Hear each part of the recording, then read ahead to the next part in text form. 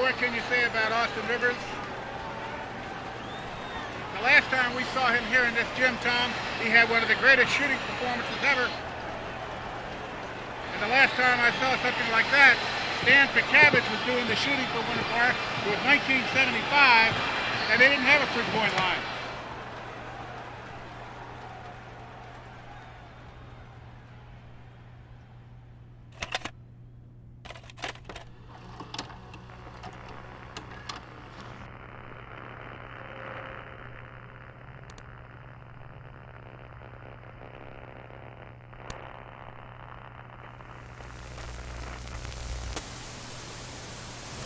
And talk to me real quick. What's up? What's up? Perfect.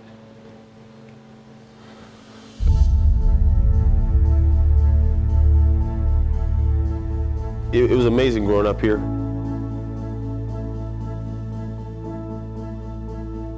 I mean, this is the most special city in my life is Winter Park. I mean, until this day, when people say Winter Park High School, they're going to think at some point of that basketball team.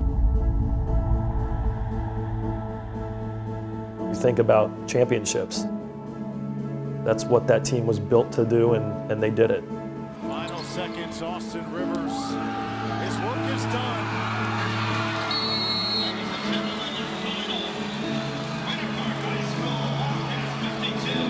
The origin story of, a great NBA player and many great college players starts with one school name. The Wildcats have gone back-to-back state champions for the second year in a row.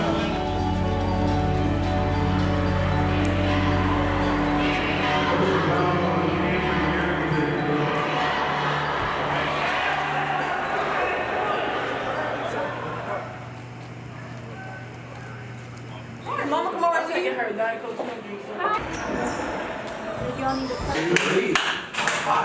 You can stop right here, come here, post up, let them throw it to you before you cut back out.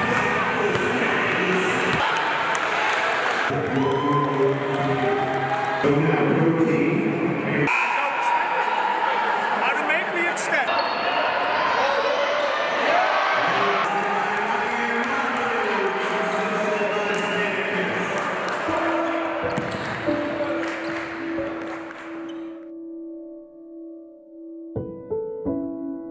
I don't know if you can have a story about Winter Park without talking about Stan. He kind of set the precedent here. He probably has the biggest impact in Winter Park sports history. He was on the first, what you probably call, great team. He was the first player to make the NBA from Winter Park. He's a saint of basketball in Winter Park. The godfather of Winter Park basketball.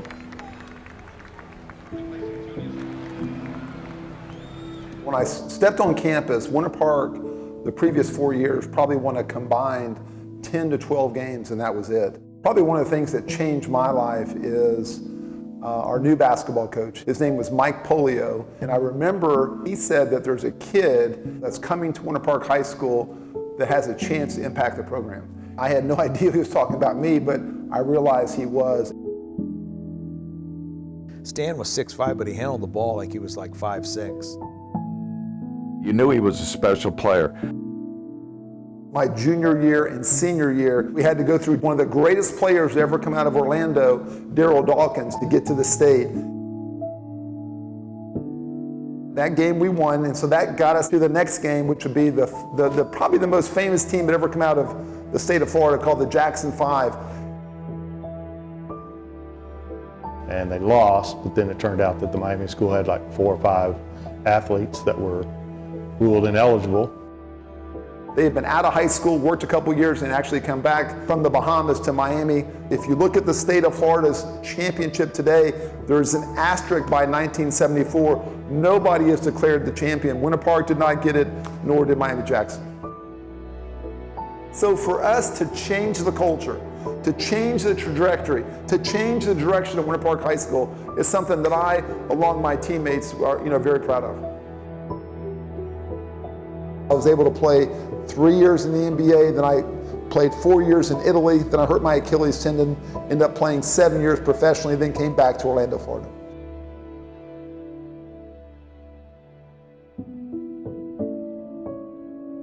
I was here as athletic director. We talked to Stan sometimes about trying to get back involved in coaching. I felt like, hey, it was time. It was time to come back to Winter Park, time to see if I could, have an impact, a positive impact on these young men and try to make a difference. It's definitely one of those things that feels like it's come full circle, and I know my dad really enjoys it.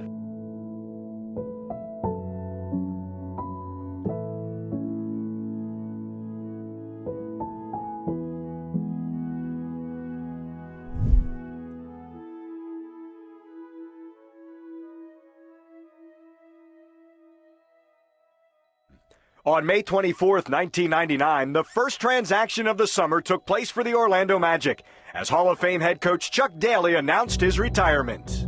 I think basically it's time. It's as simple as that. Chuck Daly was retiring as our head coach, and the Magic were out looking who were they going to hire. And then they said, we're going to bring in an analyst, former NBA player Doc Rivers, to be the head coach.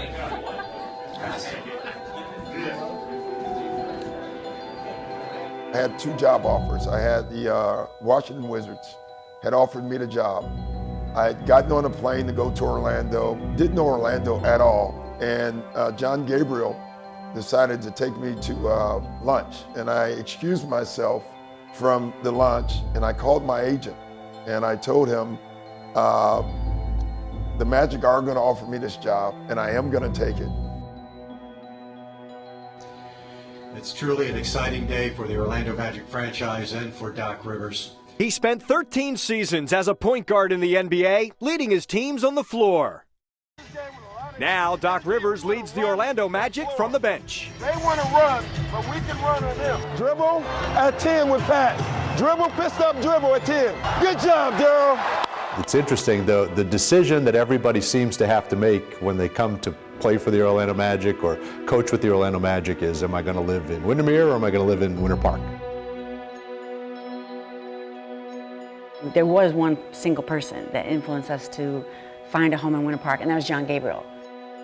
He's like, don't look anywhere else. Right from there, I knew where I wanted to live. It's a place that right when you get there, you feel like this is home. And that's exactly how I felt.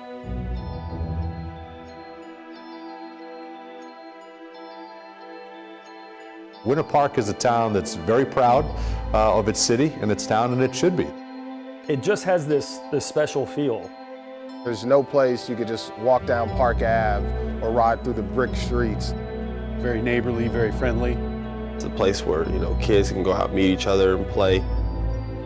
From Park Avenue. Winter Park Golf Course.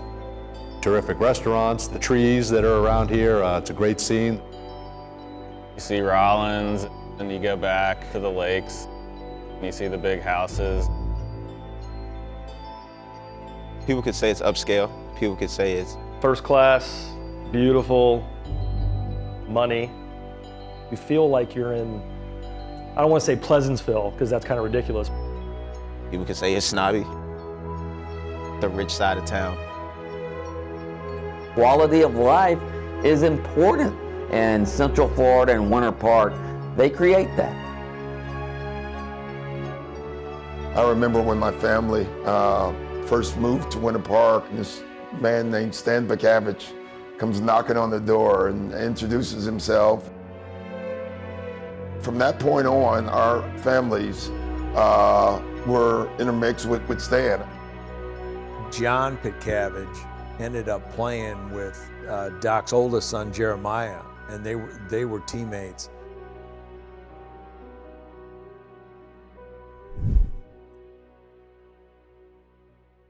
When they came here initially, their first couple years, they really, the team struggled. Jeremiah's freshman year, I think they won, 3 games? We hadn't had any success as a team since Stan. And then Matt Hicksonball came in. And in my opinion, that's when the program was starting to make some headway. The talent that was there was very intriguing, but they had not accomplished anything. So a lot of it was not the individual skill component, it was believing you could win and doing the details every day that would transfer to success.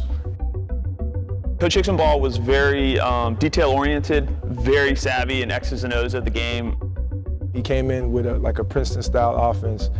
We had shooters around an elite point guard, and we had an athletic big man to defend the rim and finish some things up around there. All 5 players in that starting lineup played college basketball at a pretty high level. You know, you had Jeremiah, the best defensive player I've ever coached.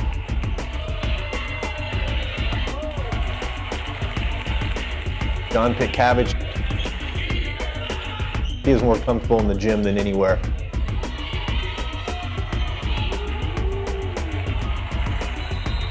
Francis Ie, yeah, he was a great player, but he was a better person.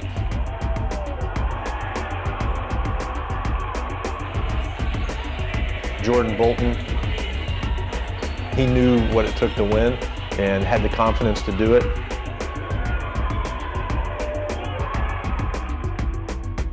The one thing that had us super excited, though, was we found freshman Kyle McClanahan. He had the look in his eye, and early on, you know, had the composure that we could throw a lot at him and he could handle it.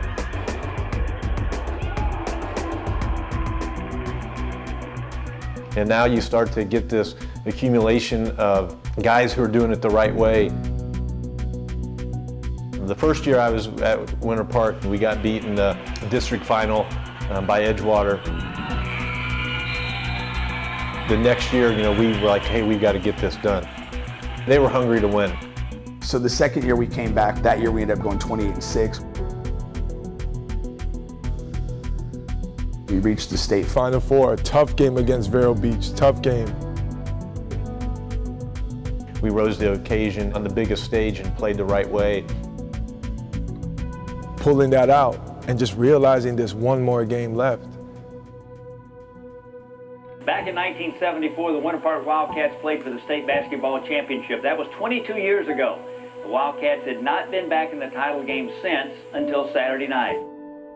This is what we talked about. We talked about this since we were like kids.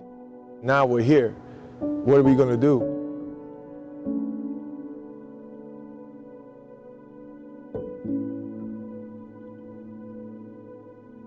Hey, the Wildcats were going for it. Give us some good news, buddy. I wish I could do that. Oh, no. I wish I could do that. Unfortunately, it's just not going to happen, unfortunately. We kind of finally got to the point where we expected to win. And you know, you wish you had the storybook ending, and you wish that somehow you finished the deal. Unbelievably rough night for the Wildcats. They scored only 13 points in the first half. The shooting was definitely off. Miami Norland took control of this thing in the second half, and it was just not going to happen. Miami Norland wins the 6A championship to hand the Winter Park Wildcats a 55-48 defeat.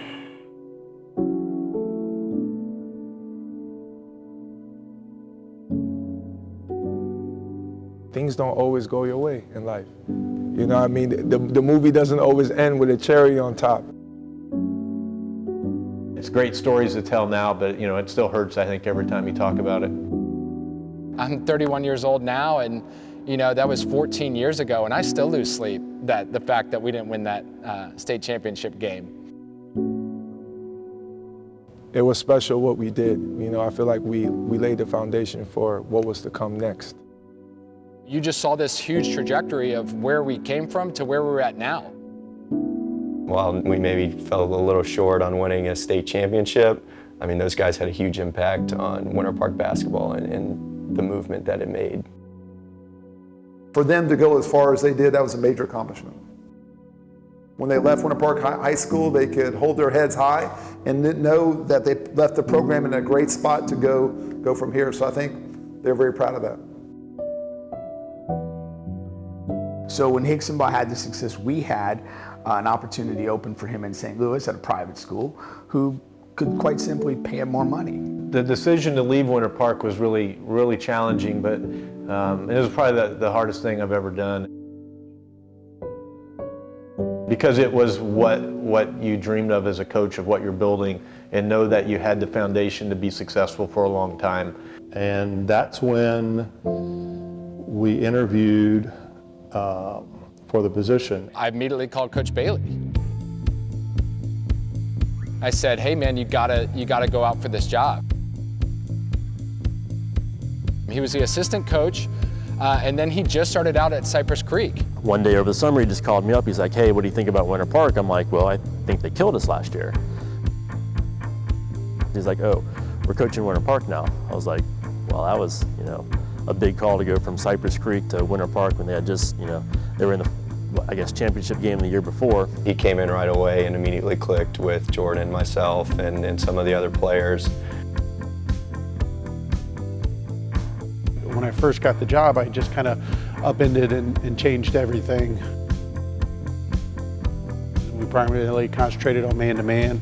Wanted to push the ball a little bit more. They were running more of a Princeton-style offense. I didn't think that we had the players for that. I just wanted to change it up and try something a little bit different that I was more comfortable with.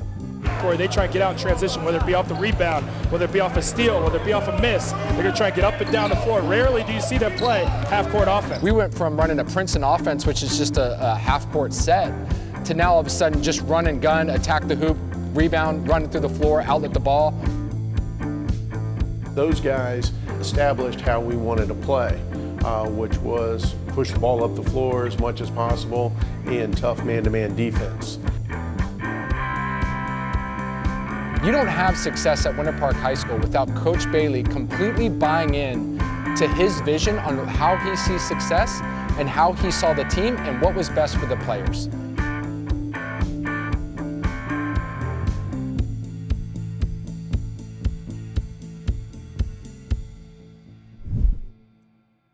Chris and I, we started out with Lake Highland, which we really loved. That's where Austin started, was at Lake Highland. We knew very quickly that he was a player. And I believe it was 7th or 8th grade, he tried out for the varsity. I remember very distinctly him telling me that he wanted to be on the varsity, thought he deserved to be on the varsity. And my assistant coaches begged me to put him on the varsity team at Lake Highland. They put me on JV. Everybody knew I was leaving Lake Highland. I didn't really do anything in terms of growing at Lake Highland. If anything, they were trying to hold me back. I couldn't wait to get out of there. Austin, because he was this kid that was getting a lot of praise in basketball, and so we had to try to decide what was best for him. Because when you have a player of his talent, he's being recruited by a lot of other schools. I mean, you just don't get those kind of players coming to a public school. They usually choose to go to a private school, to an academy somewhere. Like 9th grade, I was thinking about going to Oak Hill. He could have left to go to Montverde. He could have left to go to Mater Dei. That was a serious conversation I had with my mom and my dad. And then at the end of the day, we thought the best place for you is Winter Park. I never felt like there was any better place to go. He didn't need top 5 recruits. You know what I mean? He was that good where he goes, I'm going to do it with the people I grew up with.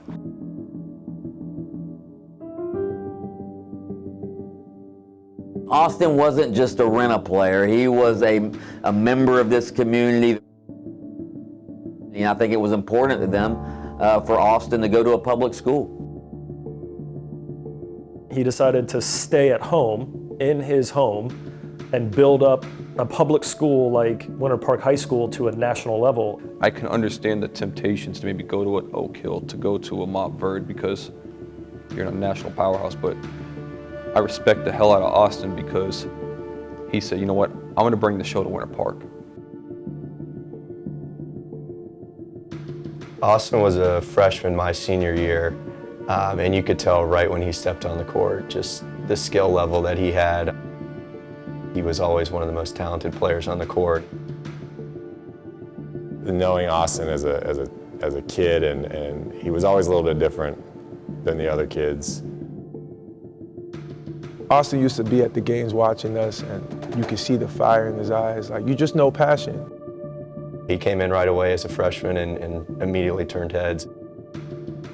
That target was definitely on our back because teams wanted to beat Winter Park and the team that had Doc Rivers' son on it.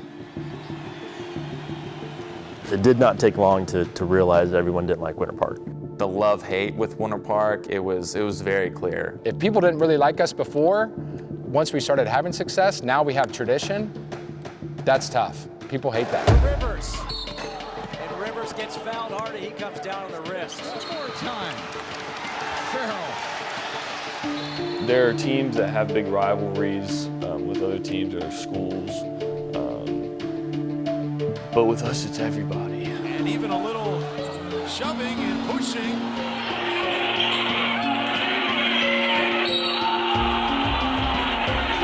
It goes to Jones. He leaves it for the mark. Every team that came into our gym wanted to win, wanted to beat Winter Park. Man, if our school can be the ones that defeats mighty Austin Rivers and Winter Park, that's a win in their season. Even if the team wasn't one of the better teams in the area, you still had to bring it every night because it was essentially their state championship. I think there may be a little bit of, I don't want to say it's jealousy, but envy maybe on the part of some of the other schools. People are going to be jealous. People want to take on the best. You have that natural jealousy or hatred, if you want to call it, towards them. And then you have the Winter Park image of being, sort of the upper crust of Central Florida. I think there's always going to be a perception about Winter Park as like a silver spoon community. You're perceived to be, when you were there, the rich boy school. And, some of that was true. This is a predominantly, white neighborhood with a lot of wealthy kids. People don't want to see a school like this do well. From afar, you look from the outside, it looks like everybody has everything they could ever want at Winter Park, so why do they need to be good on the court or on the field? They think of Winter Park, right, and they think of just a bunch of preppy rich kids, and it's really not the case. You can't buy tradition. You have to earn tradition. So this whole idea of Winter Park being hated or Winter Park being, everyone has a chip on their shoulder when, they see us come, we like that. That just added more fuel to the fire. Welcome to sunny Fort Myers, Florida, where it reached 78 degrees today. At Bishop Moreau High School, some of the nation's top high school players and teams are on display at the City of Palms basketball tournament. Going to City of Palms and seeing all these superstars play, I knew Austin was that good. It was usually most of the private schools, the academy types of schools that were there. We were one of the few public schools that were there. There's a chance to us to prove to ourselves we're better than just Florida. We can beat these national ranked teams. We played Duncanville out of Texas. They were the #1 team ranked in the country. Their whole starting five was going to the Big 12, like Kansas, Texas Tech. Their front line was like 6'9", 6'11", 6'8". Their guards were about 6'4", 6'5". They kept asking our assistant coaches, telling my assistant coaches that we needed to play zone because they were so big and everything else. And at the pregame speech, I go, we don't change for anybody on who we play. I go, and if you think that the only way we can beat them is with the zone, then we're going to go out there and lose by 40 points. So you can decide to man up and play some man-to-man defense, or we're going to get embarrassed in our first bid for national recognition.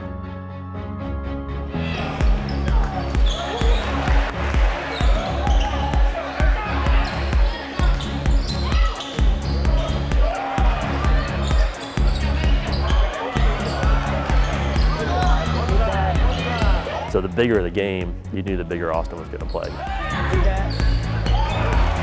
And he just erupted.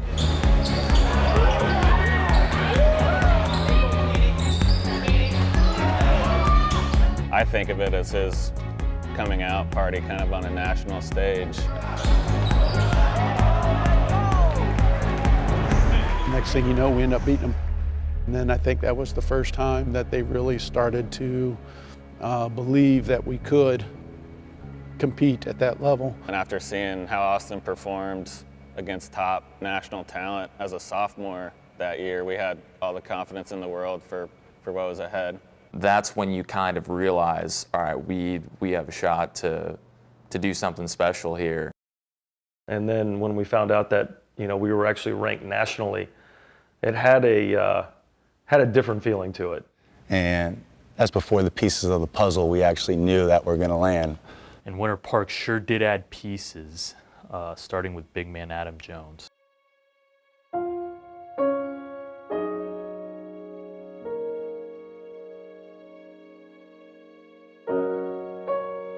Adam's case was a little different because he was an actual hardship case. You know, he wasn't just a kid that wanted to go to Winter Park. Adam was very fine at the school that he was at, but Adam had family problems. And his living situation just wasn't stable, and he needed help like we all do at some point in our life. Faced with a troubled home life, Jones needed a new place to live. That's when the Rivers family opened up their home and became his legal guardian. That's when, you know, it came around 10th grade, 11th grade, where he's going to come over here with us. We're going to bring Adam in as one of our family members. We had a family meeting without Adam, and basically my husband was asking the kids, like, once this young man's in our home and our family, he's in our family to the day we die. So either you're in or you're out. There's no gray. And all four of them were like, well, he's in. Been taken in by a family that loved and cared for me. It's been great. I've just been blessed. Having spent a little bit of time with, you know, Doc and Chris, and I know their hearts, and they're genuine people. All you got to do is spend 5 minutes around both those individuals, and you know that they are two of the kindest, loving people you've ever been around. And it's not an easy thing to do for any family, whether you're making $50 million a year or $20,000 a year, to take in another heartbeat. I know there's that side to it, that they would probably open their house to anybody for sure. But also I'm not stupid, you know. He's a really good player, and he's 6'7", 6'8", whatever he is. He was a high percentage shooter. Oh my gosh, defensively, he was so good. When Adam was focused and had his mindset, I think Adam was the best big in high school basketball in Orlando. Makes it a little easier to bring in somebody that's gonna make sure we win 28 games. You know, we're not gonna be naive about it. The fact that he is a good basketball player and will help the team obviously made a lot of people wonder about what the intent is with this. They thought we was cheating when we adopted Adam. Oh, of course, Winter Park, you know, did this. So these guys cheat, these guys that. If Adam was 5'9", would they have taken him in? Like, and again, I don't mean that in a mean way, but when you're 6'8" and you're talented, and you just happen to be the same age as, and again, I'm not minimizing the kind of the struggles or the home life that Adam went through. That's not what this is, but I also know that, you know, nobody goes out and recruits 5'10" band kids. He's a good trombone player. We'd love to bring him over to Lake Island. And that's not how it works. When I first came over, there were every other high school in the county / state was going to the school board saying, oh, Adam shouldn't be able to play, he should be ineligible. And at one point in time, I'll never forget, Coach Bailey pulls me out of class. He's like, hey, the state just called, like, you're not eligible to play. We had to go to the board, the state board. We had to basically kind of prep Adam for all these questions. This board was like 5 men judging that I recruited Adam and to play basketball at Winter Park. I mean, I wanted to laugh at him. It was just a lot of nonsense from people looking outside. It was like, well, that's bullshit. Of course he was red flag. It should have been the biggest red flag as you can. They're adopting the 6'8" guy?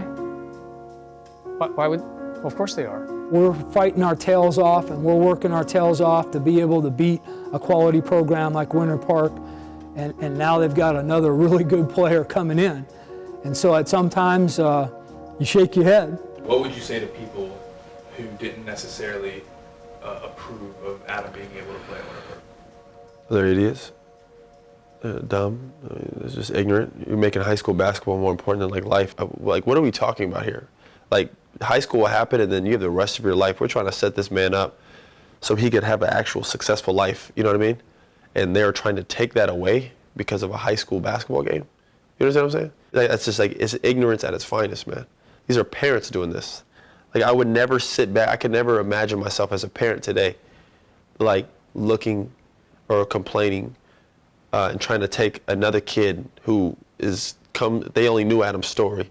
They would be sick with themselves and be like, hey, I don't want him living in a nicer house and with a family that loves him and cares about him, and he has food on his table and a bed to sleep in. I don't want him that because his team might win more basketball games. That's just ridiculous. I mean, if you actually think about it now, looking back at it, it's just ignorance. But, you know, you can't ever be, surprised by that because people are ignorant. It still makes me mad when I go back to those times. This isn't just, we're gonna have Adam for a year so we win the state championship and then kick him to the curb. He still lives with us, he's still a part of our family. Like, clearly we weren't recruiting him to just play on those teams. It just so happens that celebrity status that family has, you know, it gets put on a microscope and cliches and rumors get started. Adam Jones transferred in from Orlando Christian Prep. We mentioned earlier the story about how the Rivers have adopted him. They become his legal guardian, and they had to go in front of the Florida High School Athletic Association Section 2 hardship appeal to see if he could play here. And the vote was 6-0 in favor that he could. Luckily, they saw past that and understood that this was more about his life. It was a unanimous decision that they allowed Adam to play. Adding a guy like Adam Jones just helped solidify a roster that was already good. Not only did it fuel me when I went against these other teams, but my teammates as well. And every time we went to a different school to play, no matter we played them here or at another school, right before the game, I wouldn't have to say anything. Either Austin, Robert, James, they'd be like, excuse my language, but these motherfuckers didn't want Adam to play. Let's bust their ass.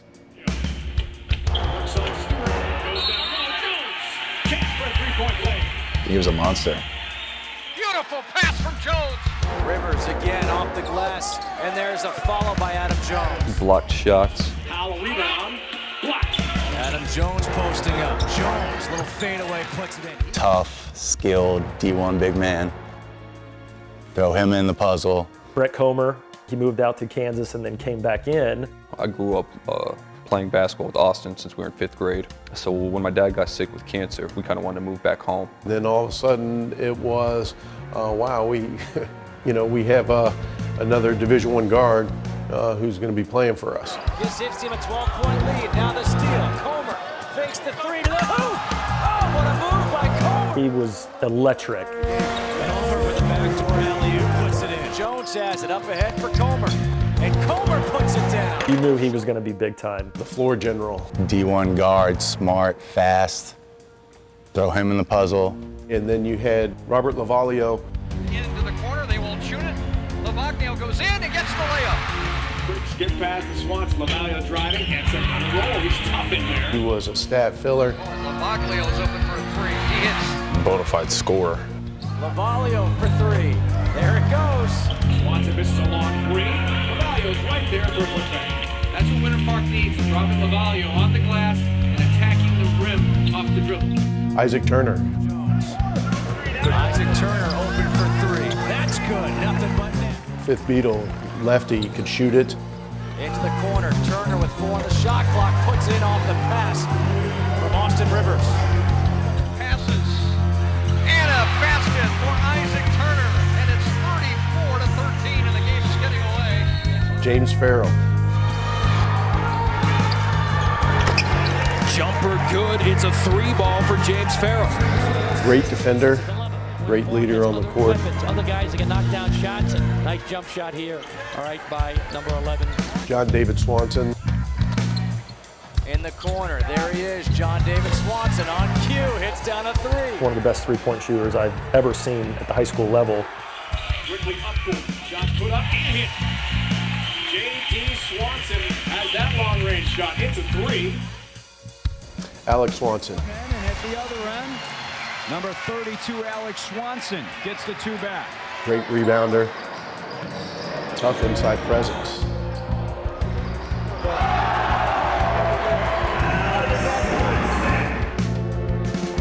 Austin Rivers. By Jones. Here's Rivers running. Here he is jamming. And this is going to be a breakaway. There it is. He had this killer in him. Austin Rivers. Rivers launches. That's a launch. Great count. The rest of his game. That's a clear sign that this young man has matured. He could score at will. Rivers knows he's going to let that one fly. 3 more. Austin Rivers. Got no answer for him right now. Tries another.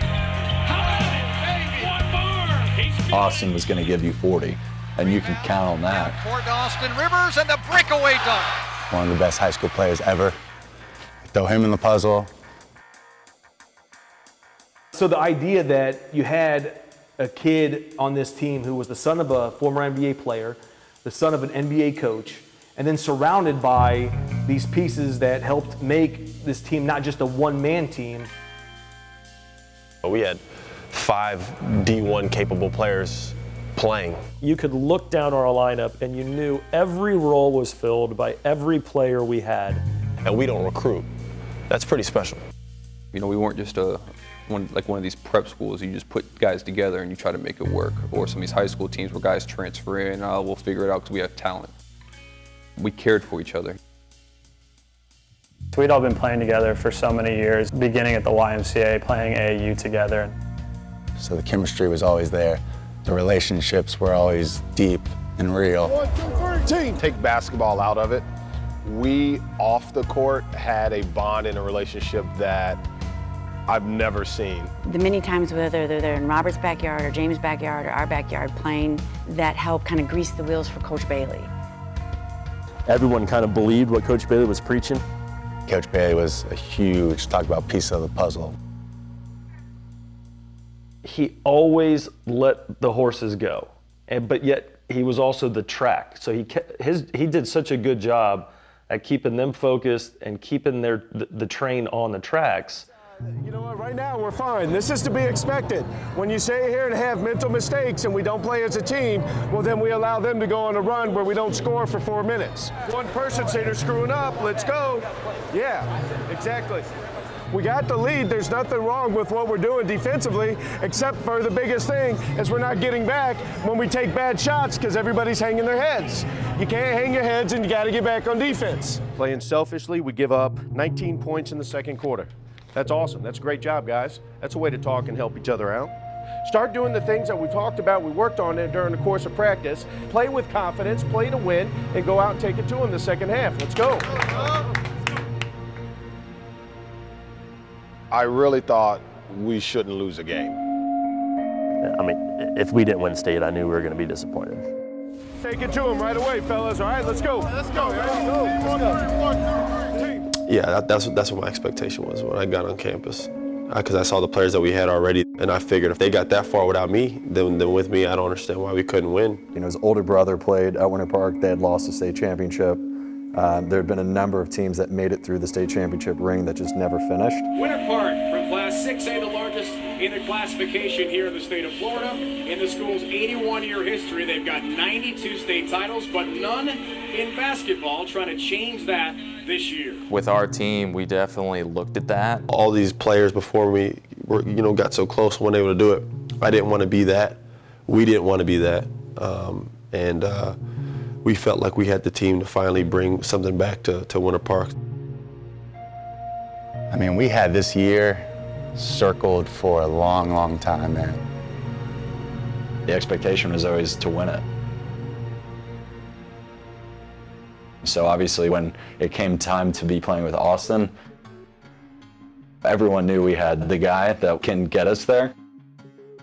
You can make the argument that outside all those guys in South Beach, there hasn't been any basketball player in the public eye as much as you have been over this past year. We became, nationwide known. We're likely rock stars who don't get a welcome like this. Austin Rivers on the cover of ESPN Rise magazine. The secret is out. It's been out for a long time. You had this phenomenon going on at Winter Park High School. He just knew how to be in the spotlight. The moment was never too big for him. Austin Rivers. Pull up straight ahead. Jumper is good. Austin Rivers. I pull up off the dribble. In the floor again. I don't care nobody critics. Cause I ball like I went to Duke. Then I hit the NBA. 3-pointer fade away. Or slam it in your face. Ballin'. Like I'm Austin Rivers. Ballin'. When you get on a roll like that, what are you thinking? Give me the ball. WP all on my jersey. Pulling up from 35 and I ain't talking Stephen Curry. Running down the posterize, I'm coming through. Better move in a hurry. Cross it up and break it down. For a public school to have a player of that caliber come through, that's once in a lifetime. And I remember telling Doc, I said, Doc, he's going to be a pro. Something told me to never say never. It ain't love, boy, I grind through whatever. I was down for so long until I hit the pros. Now I feel like this life getting better. You gon' give me the gold and I sprint to the hole and I alley hoop right in your center. We gon' pick any road and I pull up the scope. Boy, you know when I ain't no beginner. From the park, so you know I'm a winner. I'm a star and I'm ballin' like Rivers. I ain't ballin'. Like I'm Austin. Well, really, Austin Rivers' team, Winter Park, has the lead, and if they can keep it close for him to close it out, he just has so much talent. He is the difference in this game. Can nobody critics? Cause I ball like I went to Duke. Then I hit the NBA. 3-pointer fade away. Or slam it in your face. Ballin'. Like I'm Austin Rivers. Ballin'. Just like I'm Austin Rivers. He kind of put Orlando on the map for basketball because he was obviously the best player in the country. You know, we knew what Austin was. We knew he was, you know, the best player in the country. And there were lots of scouts, for sure. I was committed to Florida. Word had got out that I was going to possibly decommit. And you started seeing like all these coaches come to games. Oh yeah, I got all the college coaches. I knew them all. Florida, Kansas, North Carolina, and Duke were really the top four. That I didn't know where I wanted to go. We have Coach Roy Williams in the stands. When Bailey told me that Roy Williams was here, I was like, you've got to be kidding me. It felt like a movie, you know? It felt like a Disney movie or something. We would always talk before the games. We're like, hey, Coach K is going to be at this game. But just as a high school kid in the hallway, it was an awful lot of fun to have all that going on the outside. When I saw him start to come to every game, that's when I knew, like, man, this is actually real.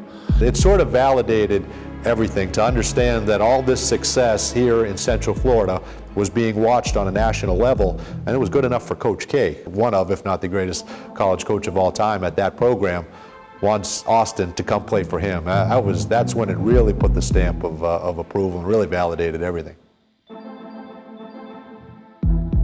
Making this commitment to Duke, though, how does it finally feel with all that pressure, all the spotlight that was on you? It feels good, you know, just to be here and know that my hard work's kind of paid off, and you know, I still got, you know, tons of things to do in my career, so it's just kind of a starting point.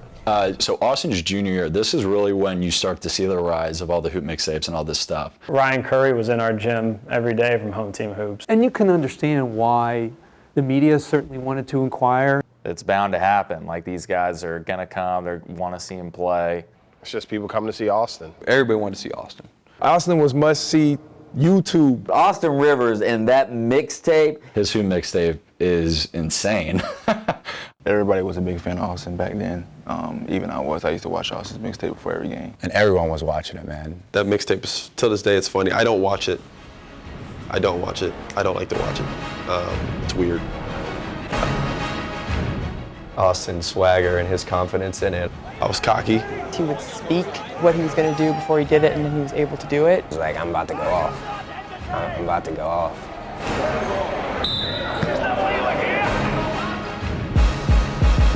My game was offense, scoring. You could score outside, inside. And there was literally nothing you could do to stop him. It just was up to him how much he was going to score. The one thing I remember about Austin was he was busting people's asses all the time.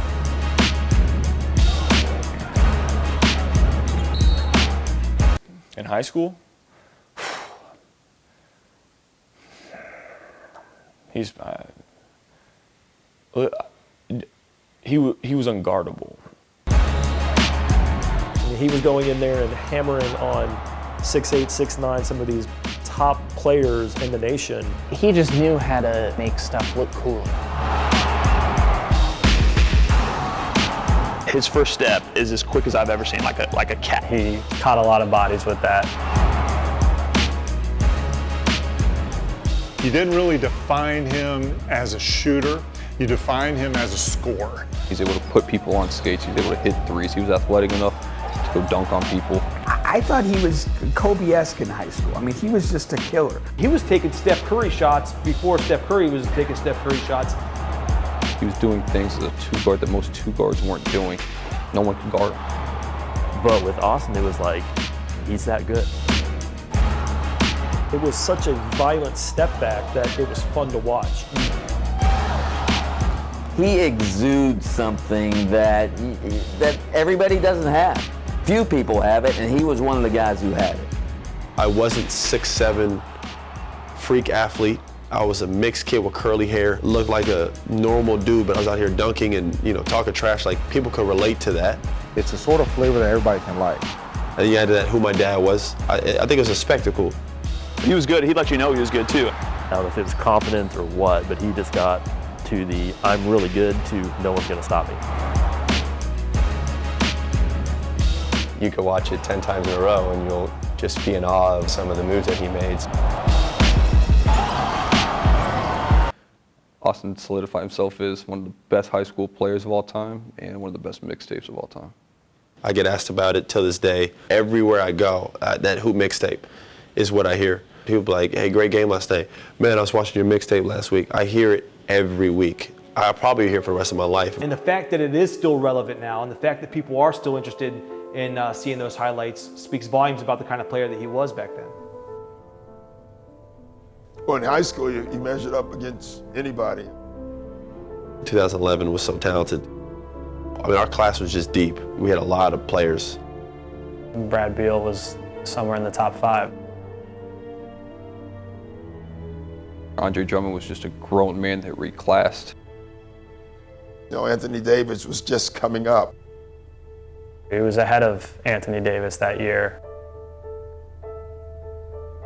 Where do you think Austin measured up in terms of measuring up against those guys at his peak? 1. I think he was the best in the country. Number 1, easily. To me, he was hands down the best player in the country. He was the guy, and he was dominating high school basketball. Austin was, and most likely always will be, The best high school basketball player the best high school player I've ever seen. that I had ever seen. Skill for skill, every single night, proving that he was the best player in the country. That was Austin. To be around him, to see how hard he worked, I mean, he worked to get that ranking. I mean, it had nothing to do with his name. And I felt bad for Austin because Austin became a target in a lot of ways.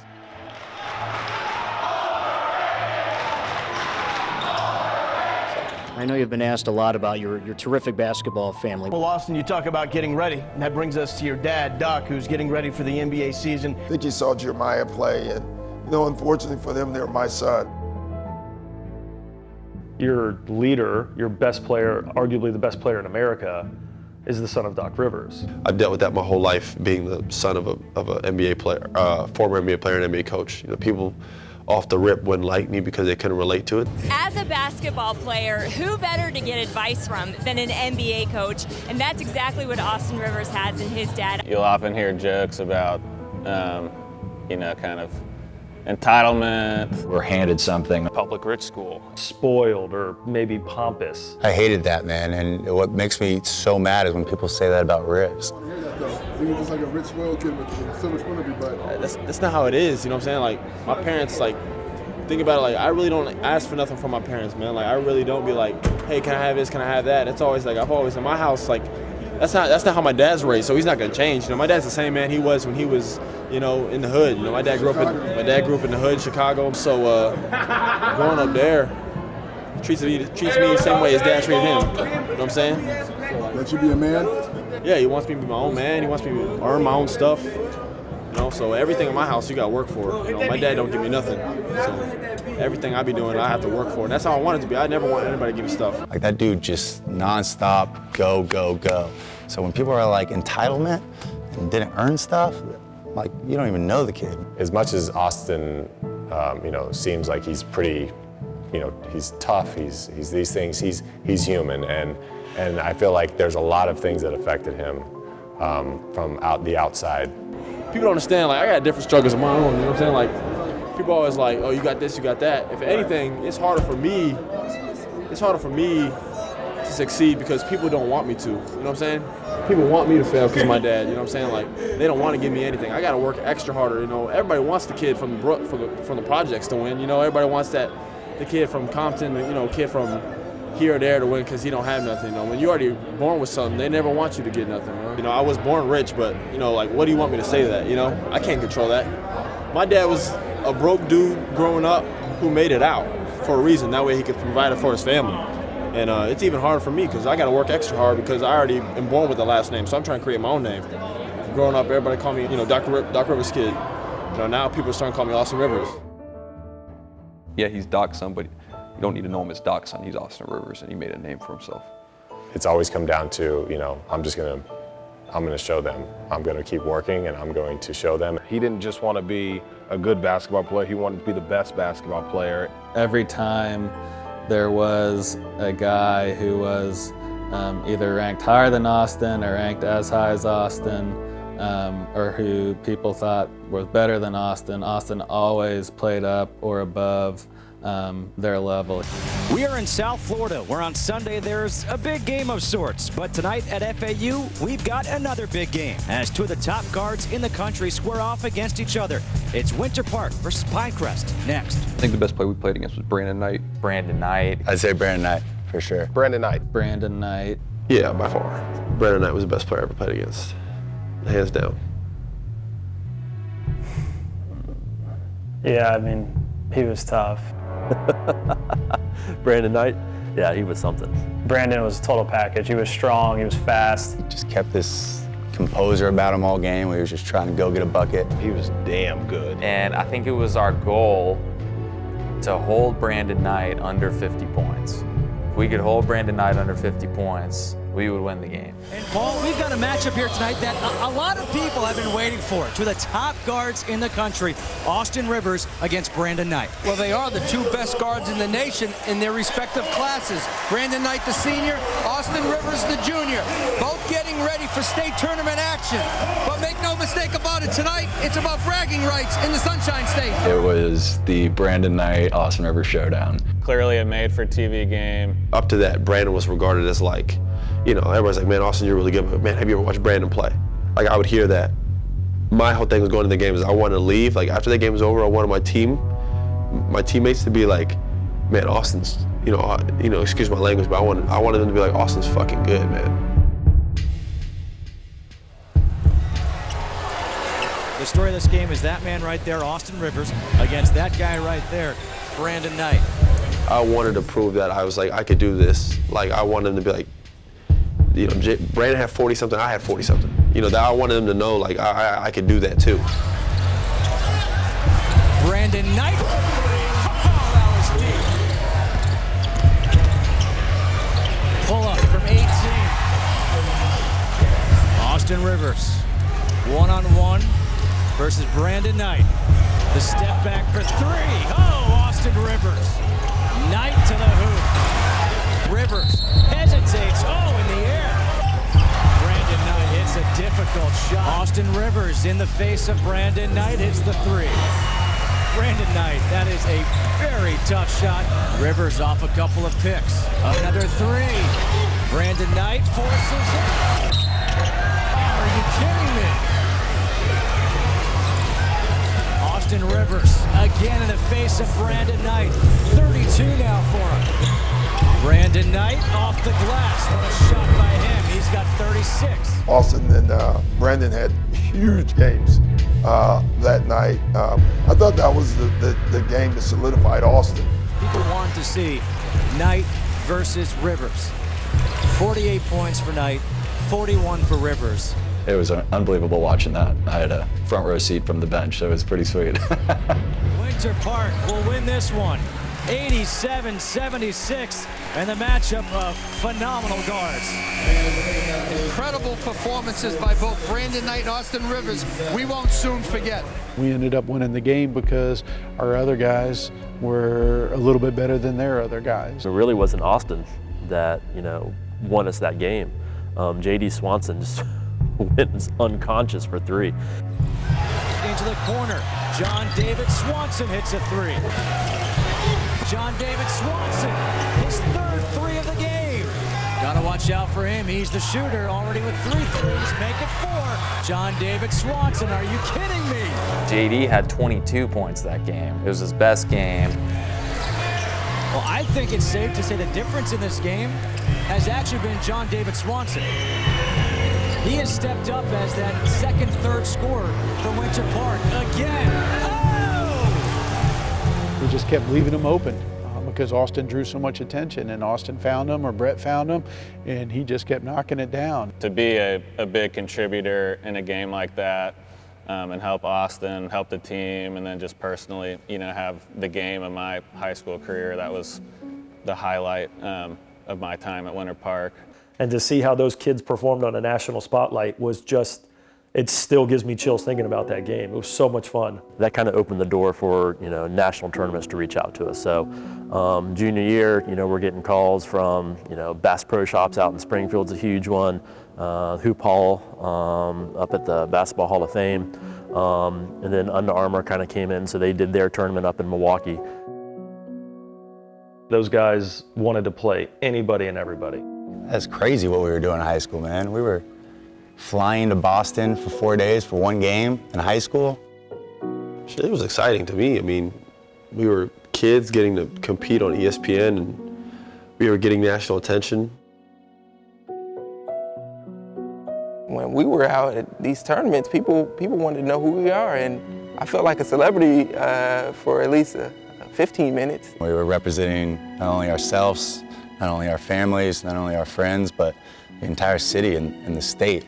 And we were representing public schools too, which was awesome. They knew once they actually did get on the national level that they were playing all these schools that had recruited kids from all over the country. We were beating national teams, nationally ranked teams that were getting to recruit and go out there and take players from all around the country, all around the globe. Being compared to the other teams where they were just bigger than us, physically and in the spotlight, they were bigger as well. They're a basketball academy. We're just a public school with goofy kids, and we come in playing around in the stands and things like that.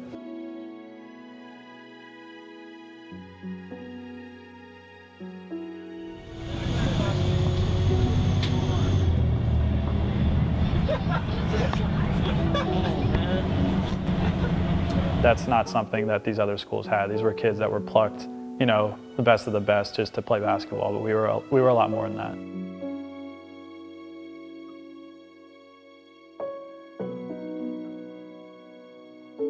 I believe it was January 29th. It was a Friday.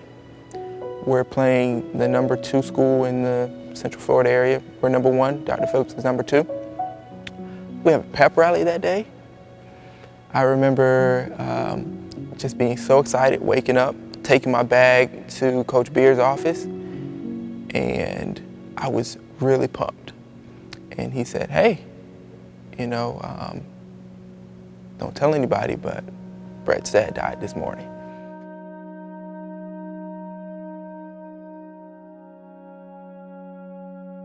He was like my best friend. We did everything together, vacations all the time. He coached my AAU teams growing up. He coached me, Austin, and Adam growing up. We were very, very close, did everything together. Brett and his dad's relationship was awesome. You could just tell it was love and basketball. Every game, Brett's dad, Mr. Comer, was always there cheering Brett on, always wanted Brett to play more, have the ball more, and not in a bad way, it's just because he wanted the best for his son. Even though he was having this battle with cancer, and he always kept this optimistic view. His dad had been going through this for a while now. I mean, he used to come to the games in a wheelchair. It's something that I think as a 17, 18-year-old kid, you don't really realize how heavy that is. Seeing your dad show up at every single game in the condition that he was in was, the love that he has for his son, and to watch him and want to be there in those days, I mean, it was inspiring.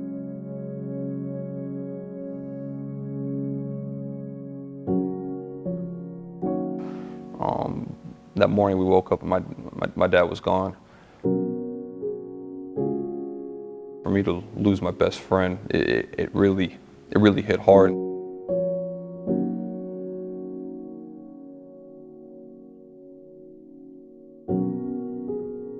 The whole team was actually at my house, and yeah, it was a tough day. I remember when his dad passed, we were all in the room, you know, with him when he was there, laying there, and just saying prayers for him. And, you know, he was a great man, great man.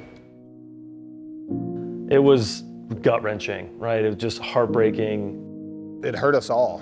We all wanted to just be there for him. Like, basketball was the last things on everybody's mind. And I just felt an extreme sadness, you know, knowing that we had the game that night and everything else. And it's almost like, you know, he didn't even want to play. You know, I was even thinking about, you know, should I cancel the game, not cancel the game? I wasn't expecting Brett to really emotionally be ready to go play. So we obviously were, you know, be with your family, take your time. I wasn't sure if I was gonna play. I knew I wanted to, but it was hard. He was still prepared to play, even though visibly you could see that he was going through something. He said he wanted to honor his dad, and that's what he decided to do, and ended up playing that night against Dr. Phillips. The only healing thing for Brett is to get out on the basketball court and be able to play a basketball game with his dad, you know, watching him from a different place. His dad would want him to play. He knew that. Everybody knew that. Him and his dad bonded over that. If you knew Mr. Comer, that's what he would have wanted. Hey, go out and play your asses off. That's exactly what he would have said. Everyone kind of honored him with a nice message on all the Under Armour shoes that we had at the time. I wrote on mine just RIP-TC, Troy Comer. It's funny, you know, we all coordinate. We're wearing the white shoes for this game.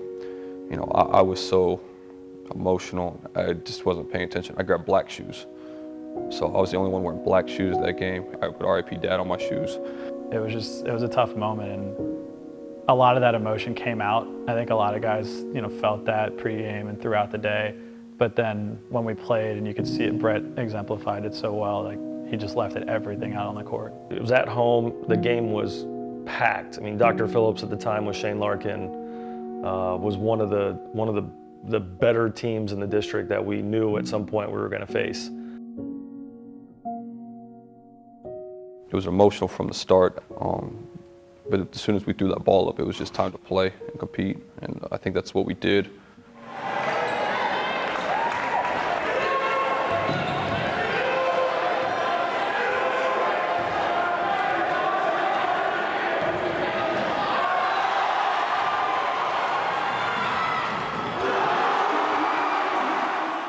I think Austin might have scored the first 4 points of that game and didn't score again because he got in foul trouble.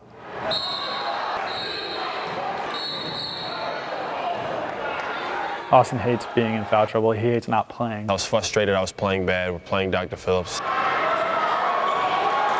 I remember the punch. It was a great punch.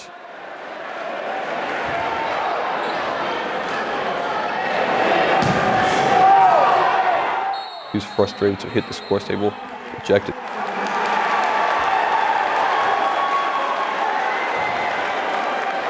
I remember him smacking that scores table and everyone going, "What in the world?" That's never happened before. What are we gonna do now? I'm looking around like, okay, appreciate you, Austin. It's a big day right now. Can you stay in the game? So he was out. Maybe that was Mr. Comer moving the spotlight over, giving Brett his moment to shine, and he did.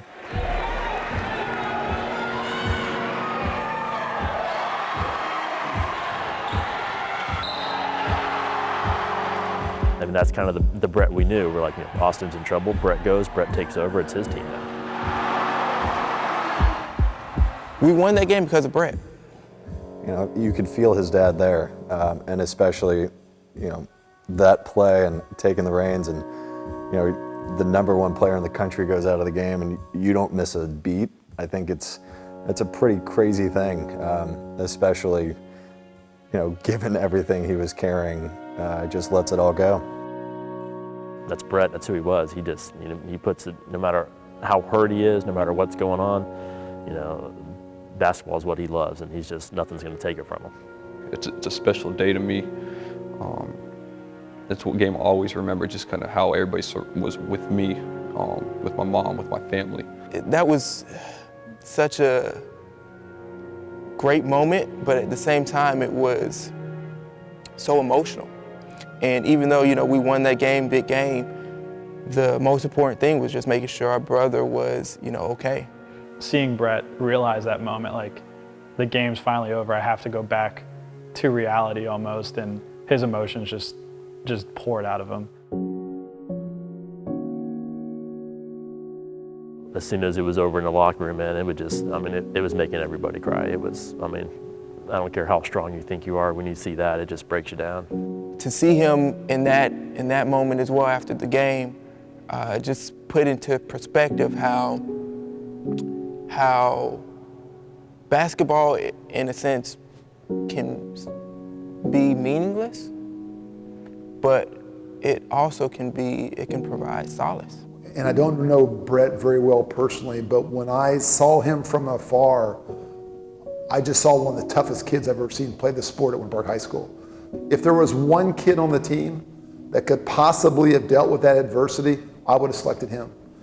I couldn't be more thankful for the people I had around me at Winter Park, the families, the players. I think the main thing, though, is the support, and just being able to go out there and get a win that day was huge for me.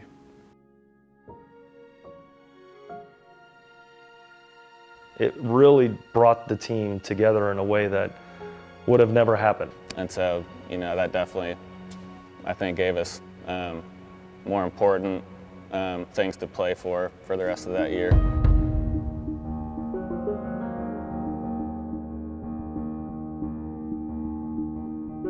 We knew coming in the talent we had, the group of guys we had, and we knew the only way we'd lose is if we beat ourselves. We knew no one in the state of Florida could touch us. I don't remember a whole lot of opposing teams within Orange County, within the district, that really gave them too much trouble. But the job wasn't the national tournament. The job wasn't the national ranking. The job wasn't more notoriety. The job was winning the state championship. We had a motto it was our team motto after Mr. Comer had passed. Our motto was one goal, 3-6, and 3-6 was the day of the state championship game. We said it after every practice, after every huddle. It was just, that was our goal, was to get to March 6th to win a state championship. We knew we had years to make up for in one tournament, and this was our team to do it. I think we had this sense of confidence. Yeah, there was an excitement feeling, but nobody was nervous. I was a little bit nervous because I felt that we were a little overconfident. After the national schedule's over, you I think, have tendency to relax. Districts that junior year was at Edgewater, so their place is just packed. That was always a rivalry for us. Those guys, every time they played us, they just wanted to destroy Winter Park. It's just one of those backyard brawls. Those rivalries are always fun, crazy atmosphere, and, it's high intensity. Edgewater had, one of Austin's best friends, Pat. For, myself and my running mate, Pat Diop, we've known these guys, Adam, Brett, Austin, we've known them for a very long time. There's a lot of trash talking going back and forth. Oh, it's just Edgewater. We know these guys growing up with them. We know Pat, we know Kendrick. It is what it is. Both of us, we kind of had the mindset where, look, we're not afraid of these guys because we've seen them before. We have nothing to lose. They were good, but we knew we were a lot better. We dug ourselves in a pretty big hole early. We were playing our style that we like to play, and we just, we took it to them. We were up, I think that game we were up 20. When you have a lead like that, the tendency is you want the clock to just kind of run out. Credit Coach Turner, he just said, we're not going to get it all back in one quarter, but just keep chipping away slowly and slowly. when Edgewater kind of slowed the game down, and we didn't handle it well. We just took our foot off the gas. We were playing around like our shit doesn't stink. And then you look up in the fourth quarter, we're getting closer, we're closer. Anytime you let a home team with a packed gym like that keep it close, you know anything can happen. And coaching staff, we were just worried the whole game. We're like, man, it just takes one shot, just takes one shot. Robert's at the free throw line. He's shooting 2. 4 seconds left. He made the first one. Misses the second. Bounced off pretty much perfectly for me to get it. I see Kendrick get the ball at about the 3-point line, and I go to meet him, and he's coming towards half court. And you don't try to foul in that situation. Like, you're just trying to kind of look like you're playing D. Like, he's not gonna hit that fucking shot. Come on. When he shot it, I was like, fuck. Uh-oh. I'm like, there's no way.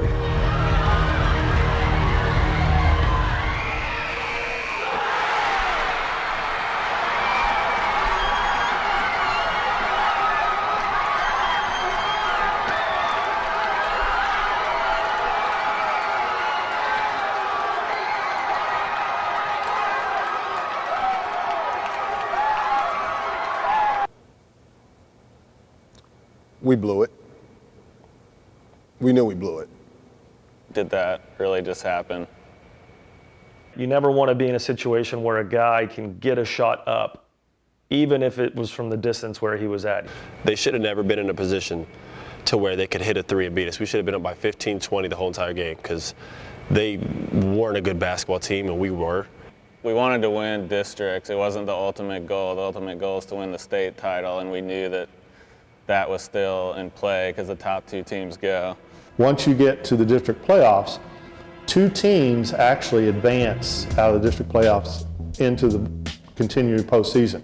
District champion and the district runner-up. We're still lucky, we're still in it, and if you don't like this feeling, well then we need to practice a little bit harder, we need to practice a little bit sharper, and we need to focus a little bit better. Reality did kick in. We were like, damn, we are beatable. Okay, we got a little complacent. We thought, this was gonna be easy. They poked a bear by doing that. The locker room changed. All right, Edgewater knocked you off last week in the district championship game. How much that defeat motivates you guys this week?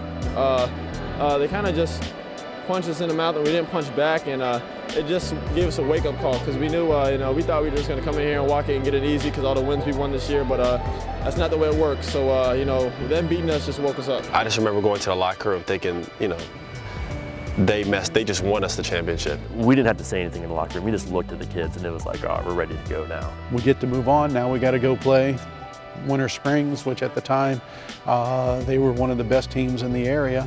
I can remember we're celebrating like we were district champs for the 3rd time in a row, and then, oh, Winter Park lost, and it's like, wait, what? I thought we had to play Edgewater next game. No, you're going to play Winter Park at home. That was single elimination at that point, and we went into that game a different team. In the corner for the 3-point shot is Swanson. Here's Lavalio driving in, and we'll get the layup. And a beautiful feed to Adam Jones. Austin Rivers driving to the basket. He has 41.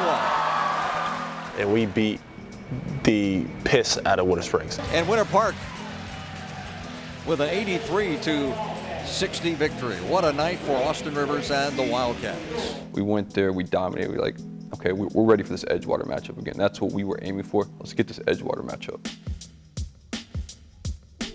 We were focused, we were ready. We were just like, hey, this is what they wanted. We're gonna beat their ass. That's the end of the game.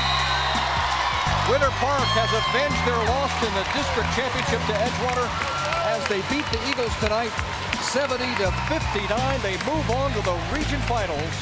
From that point on, they didn't look back. I don't think they had another close game after that game. We beat everybody badly. The games weren't even close. It was an onslaught. Every single game, you weren't just getting guys that were playing because they wanted to win, but they had a huge chip on their shoulder.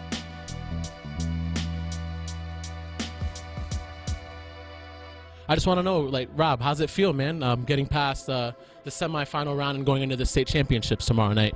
It feels great, man. Like, I've been here 2 other times. I've never been able to get past the semifinals. Like, I just came here and I knew that it could be my last game. We can't relax and we can't be satisfied with anything. In high school, your legacy is defined about how many state titles you have, how many times you go to the finals, and what you've done in Lakeland.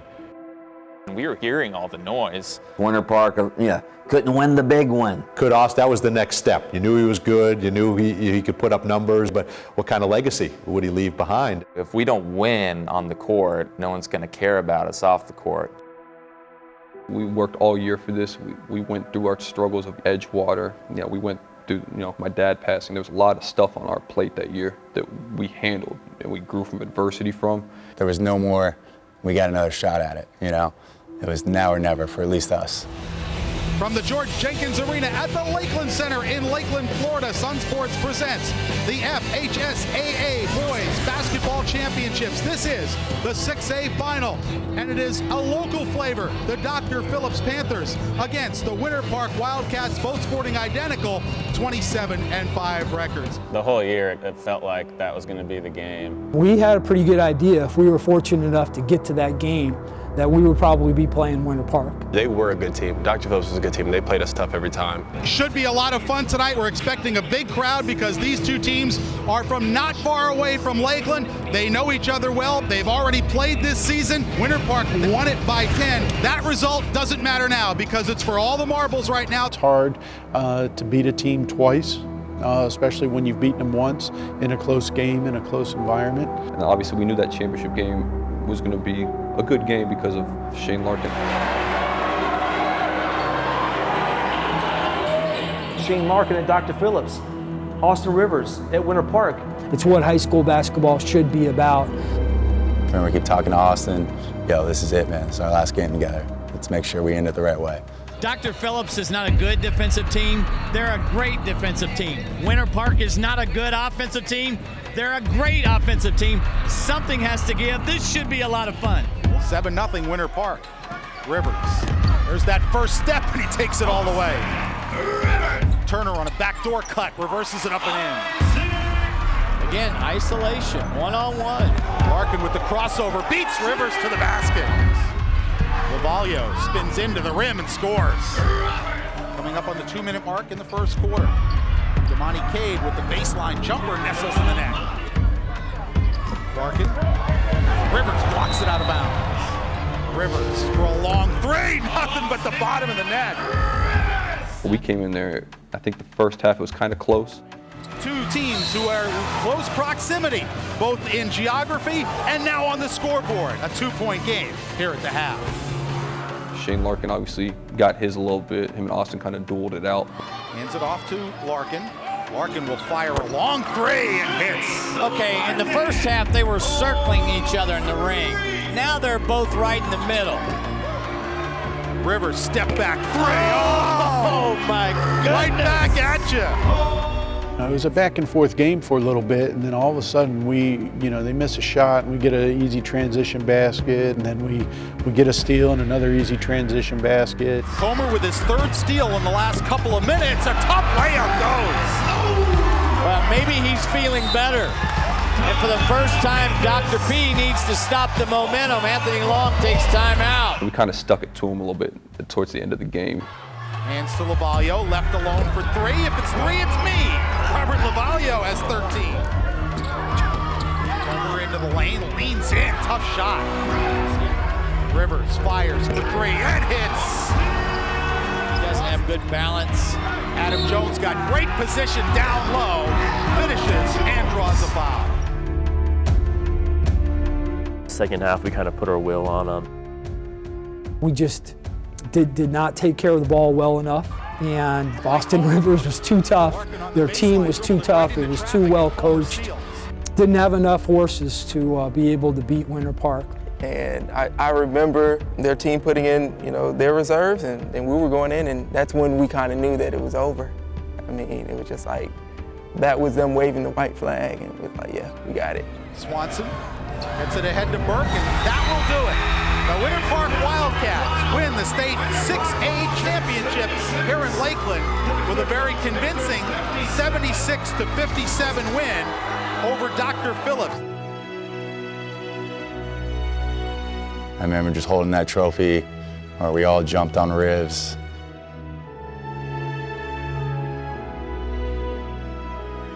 There was multiple aspects of emotion. It was big for me because that's the one thing my dad said he wanted to live till. He said, I'm gonna live till that state championship game.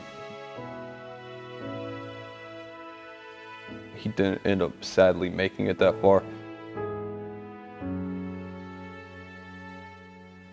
which was tough for me, but I know that was a big part for me, was be able to win it, and I know he was there with me in some capacity.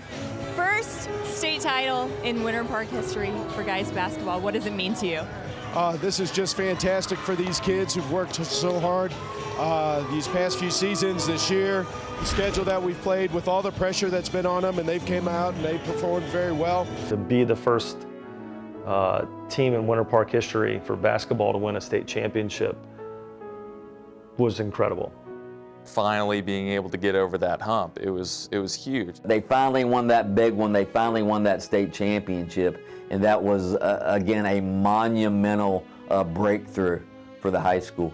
We accomplished something that's been, in the works for 50 years. Austin, you told me all season long you guys have been playing with the bullseye on your back. How gratifying is it for you to get this state title? Oh man, it's awesome, man. It's the best feeling I've ever had, man.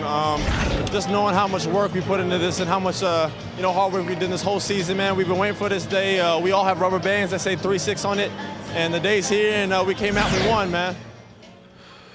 Yeah, I mean, it's hard to describe. You grow up.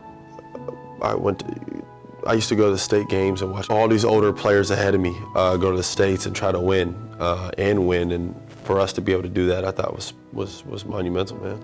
Growing up with all those guys, we wanted to do it together, and thank God it worked out. This team was so hyped up and proved that it deserved the hype. To be able to go win that state championship, to be able to put the city of Winter Park kind of in a great position and put them on our back, that and win that state championship of basketball the first time it's ever been done was huge for the community, huge for the school, and I think huge for everybody involved. 23 points as a junior in a state title game. What's in store for next year? Hopefully another state title.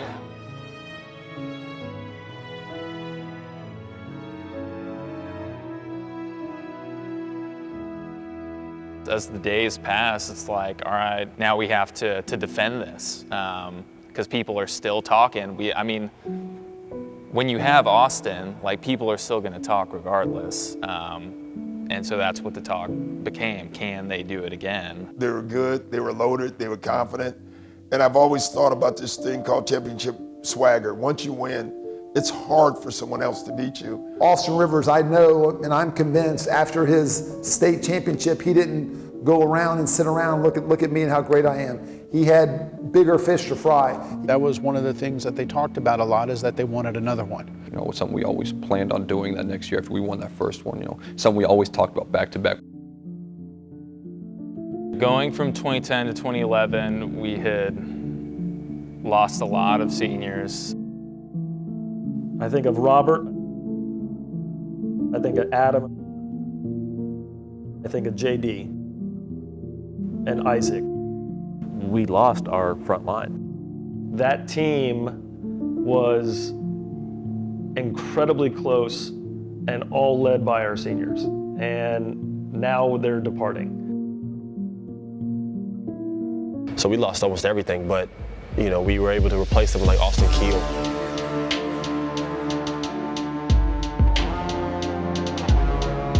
We kind of had a little bit of a wrench thrown into things. It kind of threw us off balance.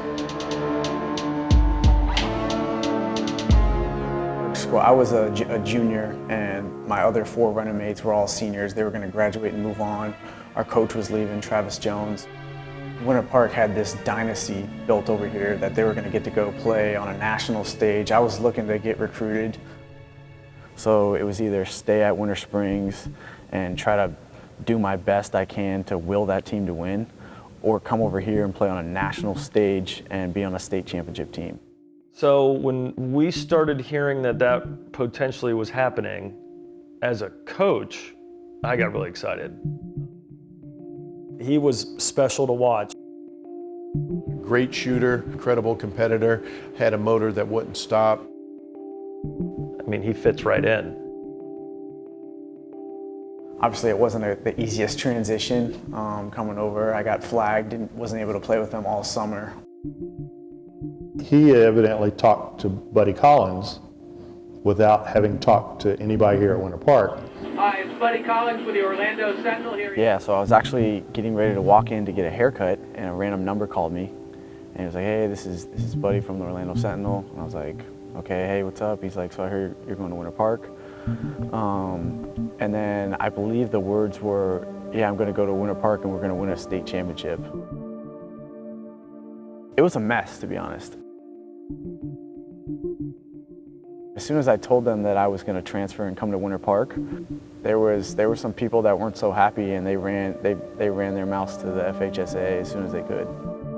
The FHSAA is a democratic organization with a membership of more than 770 middle and senior high schools, all committed to ensuring that Florida student athletes can compete fairly and equitably in an educational environment. The Florida High School Athletic Association, building leaders through network, sportsmanship, and citizenship. I went from Seminole County to Orange County, and that was the big holdup. Is back then you had to live in the district, in the city. It's not like it is today where you can, if a school has room, you can go play there on the opposite side of town if you want. They actually had to live there, and they had to have all their paperwork done, and they had to do all that before I had any communication with them. At one point, I didn't even know if I was going to be able to play my senior year, because as soon as I said that I was coming to Winter Park, Winter Springs kind of turned their back on me. My senior year was in someone's hands up in Tallahassee trying to decide what Austin Kiel can or cannot play. The perception out there is that maybe the coaching staff or the players are out there recruiting Austin. Like, we're having phone calls with him. I think that kind of further raised alarms about what's really going on with the Winter Park basketball program, because it's one thing to help a kid out through a tough life situation, but then it just had the look of, well, we're just adding pieces to the puzzle here to kind of help us win. These high school coaches recruit more than we do. I think that's interesting. I wouldn't know if I would call it recruiting what we did. Because you can cheat the system. Back then we had to finesse ways to get it done.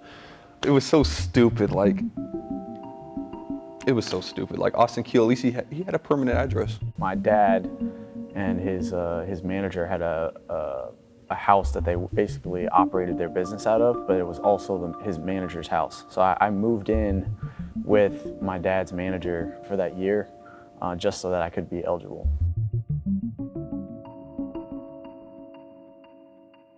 Because everybody was doing it anyways. Everybody was transferring. Again, the only reason ours was noticeable is because, A, I was on the team. So people were trying to find a reason to come at me or this program. We just had one the year before. So, you know, at that point, people thought, okay, all these guys are leaving, maybe we'll have a shot. You know what I mean? And then we were reloading again, that kind of pissed everybody off. If it was any other school Austin Kiel wanted to go to, there would be zero problems. It's the same thing with Adam Jones coming here. I'll say it's funny when the script flips, because I'll be the first to tell you that, like, when Adam was trying to get here and I didn't really know his situation at the time, I was like, he shouldn't be able to do that. Like, wherever you live, that's where you should play. But then when the script is flipped, for me, it was like, this is a perfect opportunity. And then when all the sanctions and everything, they tried to basically stop me from coming here, it scared me. I didn't really know what to do. I'll never speak to Buddy Collins again. I mean, looking back on it, I get it. He's a reporter. He has to report a story. But I mean, I felt betrayed. He almost took my senior year from me. Everyone was so mad about Kiel that Billy D just kind of slid under the radar. My name Billy D. Play for Winter Park High School. What's your last name? Billy D. Williams, man. Billy D. Williams. You gotta know the name. Certain schools qualified for transfer receives. We were identified as a transfer receiving school. Kids had the ability to move to an A school if they were at a D or an F type school. So Billy D decided to come to Winter Park. The first thing people talk about with Billy D is athleticism.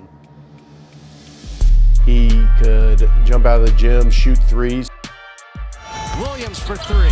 Got it. You could change the mentality of the game just through one block, one dunk.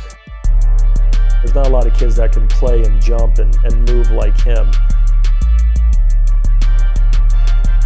Keel kind of took the brunt of it, obviously, because he was in the paper with the article and stuff, but you know, they both were, you know, if those guys don't come over, you know, who knows what happens. We had James Farrell, who was going to start that year because he deserved to. You had me, you had Austin, then you had Alex Swanson, and then you bring in Billy D, and you had Austin Keel. I think the biggest thing was, how do we replicate what we did without as many connections as we had? Are they going to be able to accept roles? How's everybody going to fit? You've got to kind of redefine who you are, and that team needed to find a new identity. They understood that the 2010 team was different than them, and they wanted to put their own footprint on the basketball landscape. And boy, did they mesh well. And it was really quick when we realized that this team was going to be just as good, if not better. Once we got on the court, it just turned into, it was go time, and everyone kind of just fell into place, and it was turned into kind of just the perfect dance.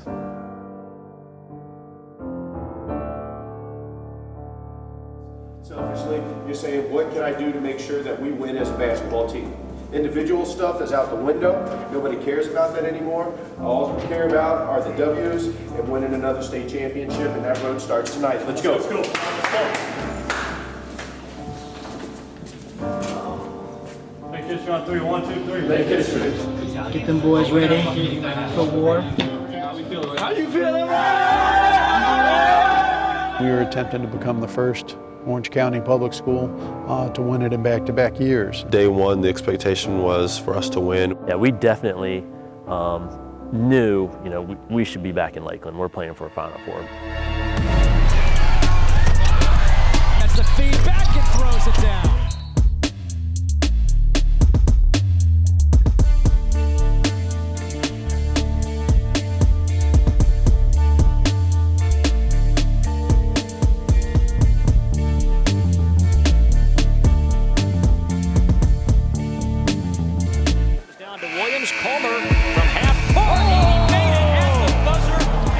Everybody wanted to beat us. We just had won. We were the state champs. Every night we got the team's best shot. Good team, good players, good coach. We got a better team, better players, better coach. The first year, they might surprise some people. The second year, they're hunted. Every single night, they're coming after you.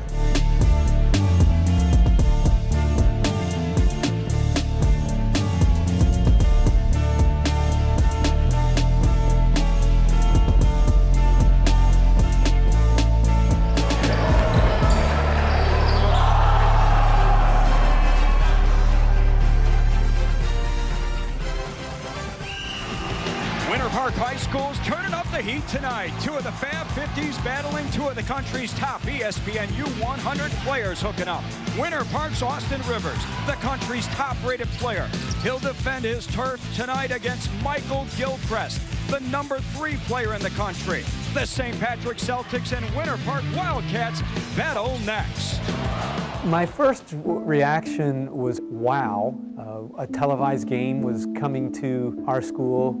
Like, are you kidding me? We're gonna have ESPN at Winter Park in our gym. We had St. Patrick circled from the get-go. St. Pat's was stacked that year. The fact that we were a plain public school competing against St. Pat's, one of the most notorious recruiting, you know, against the book programs, you know, we still, you know, competed with them. They're expected to not just win, but to dominate. They've gone out and handpicked these 5 to 10 guys that are going to win them every game, every championship, every tournament that they play in. As much as you can do, you're trying to tell the kids, look, it's just another basketball game, it's just another basketball game, and we all knew it wasn't. That's the personal David Stern, but nobody watches the NBA during the regular season, all right? Every sports bar in America has this game on right now. I'll never forget the moment when you walk in the gym and there's these guys in giant ladders connecting these big lights. We had Jay Williams, college analyst and ESPN NBA analyst doing our game.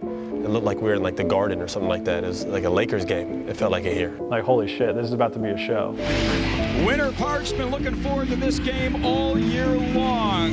More of a buzz about this game than last year's state championship they won, and for good reason. Number 2, St. Patrick in town. So you knew, coming out, everyone's going to be excited, and we knew the kids would be nervous, and it showed because that first half, we just got blown off the court. It was bad. Gets it over to Keel, all the way to the hoop. What a block! Colbert pinned it against the backboard. Gilchrist, a long 3, showing some range. Johnson throws it down with 2 hands. Wide open, Gilchrist with 2 hands. How about that? The ball did not even touch the rim. Gordon's got Martin open on the wing for 3. Right from the beginning, you were just always a little worried that hopefully the moment wasn't too big for our guys. It was something that the team we were playing against, St. Pat's, was used to, but we were not. And that wraps up the first half. A first half dominated by St. Patrick. St. Patrick and Michael Gilchrist lead by 19, 43-24. I remember our guys just mad, and I'm like, hey, the game's not over. We got to settle down, we got to relax, and we got to play. We're like, what are we doing here? Like, let's get this together. Like, come on, we're way better than this. We're on national television. Like, let's pull this together. They're good, but they're not great. They're not going to blow us out here.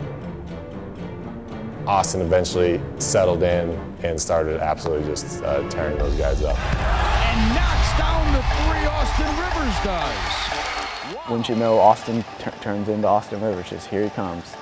Rivers to the hoop. It goes, and he'll go to the line. Wow, nice shot. Rivers looking for room. Pulls the trigger. Knocks down the 3. They're within single digits. And then as the game went on, we started chipping away at the lead. Keel for 3. Book it. But once we calmed down and settled in, we made a game out of it. Comer all the way. How's that for aggression? Billy D. Williams against Colbert. Off the glass. Again.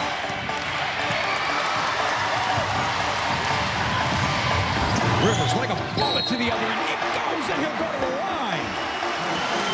Austin Rivers taking matters into his own hands. Obviously, we fell short, but Wide open at the other end is Gordon.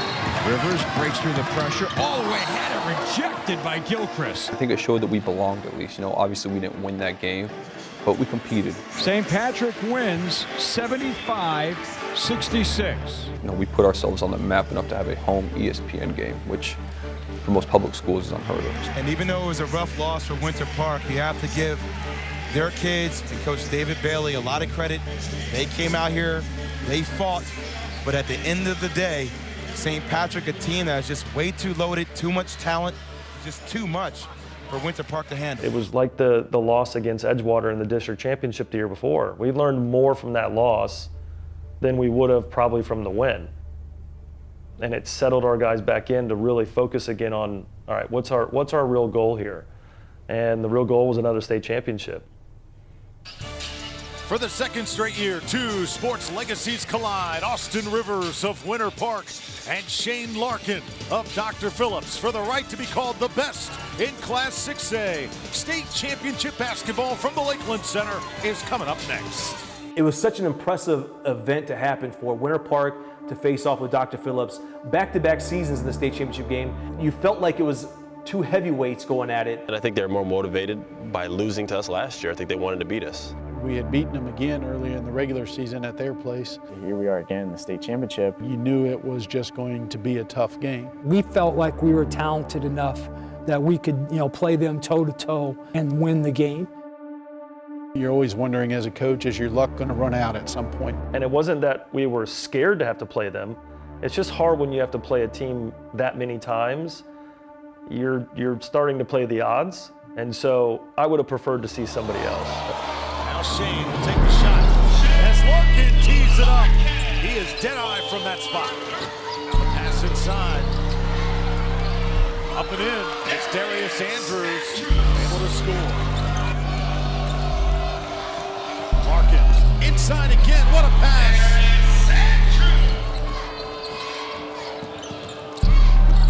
Nice whip pass underneath. Boy, he's been making a living doing that. It's Keaton Green. The second time we played him was harder. Winter Park with a 1-point edge on Dr. Phillips. An entertaining first half of basketball. Because they were up at certain points of the game.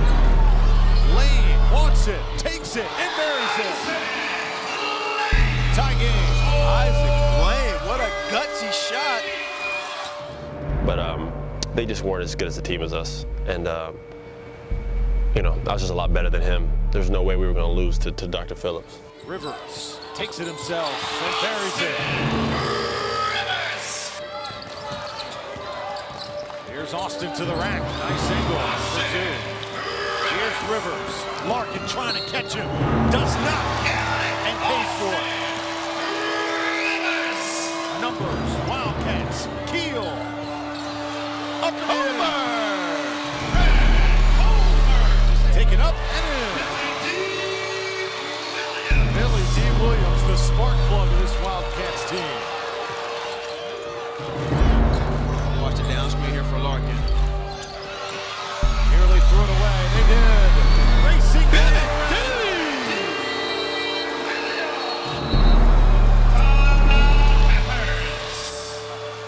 9 straight points for the Wildcats of Winter Park. That kind of put us up 4 or 5 points, and we didn't look back from there. Final seconds, Austin Rivers. His work is done.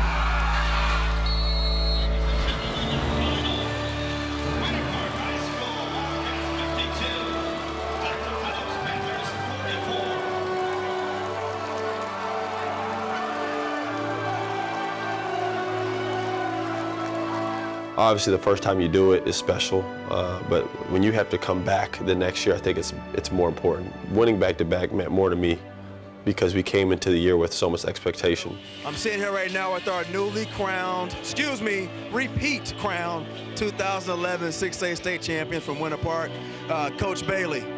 How hard was it getting back here again? It is extremely hard to get back here again, especially with the schedule that we played this year. I mean, I think we played like 10, 11, 12 games against nationally ranked competition. We played all the top teams in the state, and to be able to survive that and make this push to get back here to this game alone is tough, but then to win it for a second time in a row is just amazing. So I think anytime you go into season number 1 and you end number 1, I think that just shows the character that we had on that team. My dad actually said he saw Doc as he's walking down to see us, and Doc just looked at him and said it all paid off. The risk that we took, Buddy Collins trying to shut us down, it all had paid off. So for us to go through all of that and then win again, I think meant more.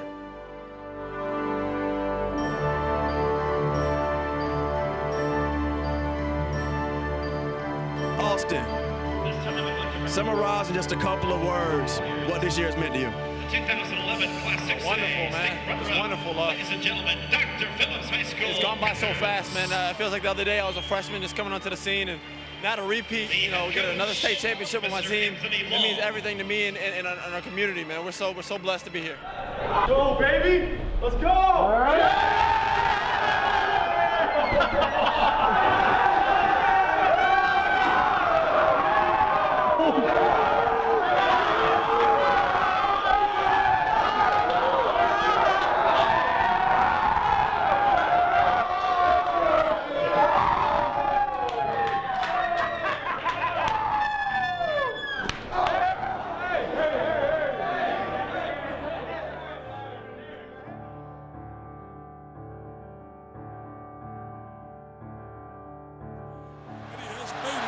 Who will take the shot? Will he make a bigger impact? Rivers! Unbelievable! Freshman Austin Rivers with a 3 at the buzzer to win it for Duke. With the 10th pick in the 2012 NBA Draft, the New Orleans Hornets select Austin Rivers from Duke University.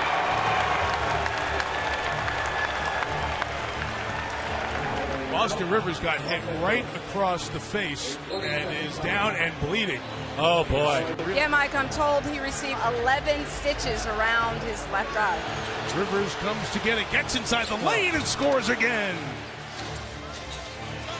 Rivers takes the 3, and he hits the 3. Austin goes all the way and scores. 21 for Austin Rivers. But it was a member of the Los Angeles Clippers who took center stage right here in Central Florida. We were there as former Winter Park High School star Austin Rivers returned to his alma mater to have his jersey retired before last night's game.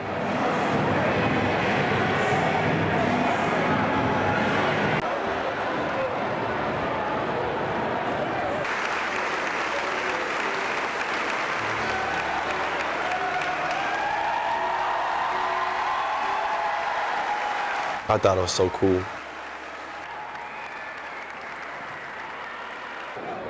It just kind of cemented everything that we did as a team. You know, I couldn't have my jersey hung without Robert and James and Sander and Adam and Brett and Austin Keel and Billy D and Aaron White and Spencer and Julius and Ashton.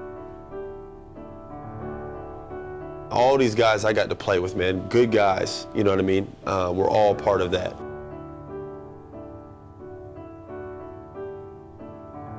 We all had a small role in being around him and witnessing that and what he was able to do and what he was able to help lead our teams to. And he kind of created this thing at Winter Park that's special. It's going to be hard for any high school team in Orlando to replicate what the amount of hype and the amount of wins and kind of what we did. And one day, we will see a public school that does win back-to-back state championships. And when that story is written, the little side note will include the last time it got done was when Winter Park High School got it done. Somebody's going to come through Winter Park and rewrite the books again. You know what I mean? And that's exciting.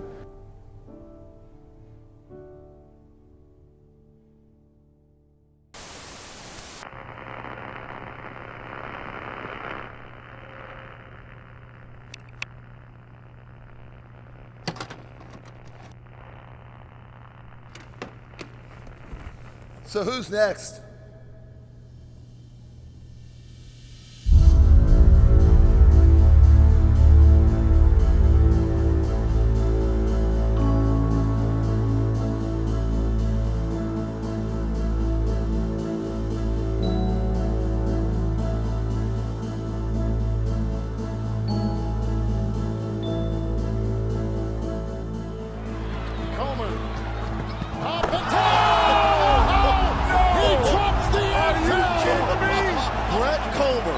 Welcome to your Kodak moment, my friend. Out to Turner. Turner pulls up for a deep 2. The stop that was much needed. Isaac Turner pulls up for 3. Is that the biggest basketball moment of your life? One of them. I love winning championships. I want to say championship in high school.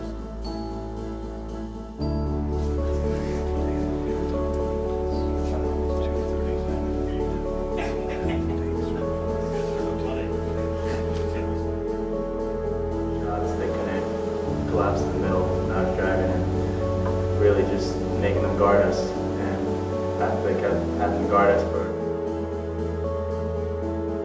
Nice defense there. Jones blocked the lane, and Brown knocked the ball away and came up with it.